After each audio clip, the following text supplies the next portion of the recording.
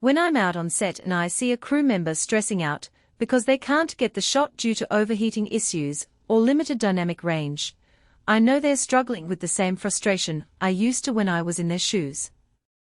That pain of having to make compromises on either the look or the functionality of the camera is a huge barrier to creating the kind of content you really want to make.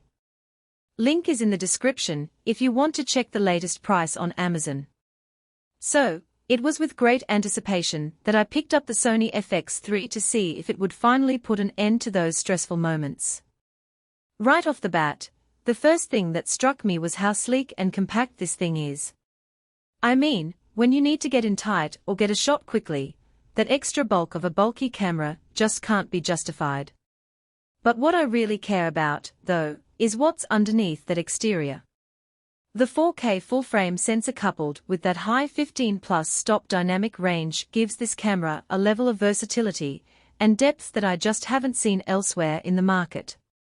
For example, just the other day I was shooting on a set with a lot of high-contrast lighting, and I was able to capture every nuance of it with ease. And that's just the tip of the iceberg. With this kind of dynamic range, you can really push the limits of what you thought possible with your footage. Another feature that really caught my eye was the S-Cinetone mode.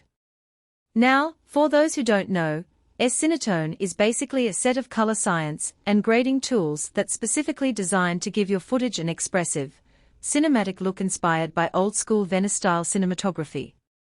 I'll let you in on a little secret. It's really hard to get that kind of look consistently in post, and it takes a lot of practice to get it right even then. But with the S-Cinetone mode on the Sony FX3, you can get that same look right off the bat, every single time. But it's not all about looks performance-wise, the FX3 really shines too. For example, I was doing some 4K 120p tests, and it blew my mind how silky smooth and detailed the footage looked. I mean, this camera is capable of capturing some seriously high-end looking footage, and it can do it all with the confidence that you'll get uninterrupted recording, even in prolonged shooting sessions. One thing I really appreciate about the build of the Sony FX3 is that the cage is completely removed, giving it a very freeform, handheld feel that's ideal for those moments when you need to get in tight, or get that gutty feel you see in some of your favorite indie films.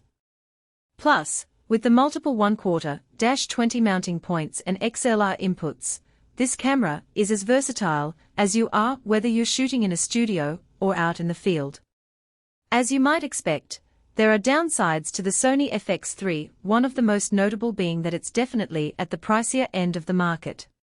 Additionally, if you're doing prolonged shooting sessions, I can tell you that it does start to heat up, so you'll want to keep an eye on that. All in all, though, I think the Sony FX3 is a total beast of a camera that more than justifies its price, especially considering the level of depth and expressiveness it gives you in terms of both picture and sound quality. And if you are in the market for an advanced, high-end camera like this, I'd definitely recommend checking it out. Link is in the description below, and like always, I'll see you guys in the next one.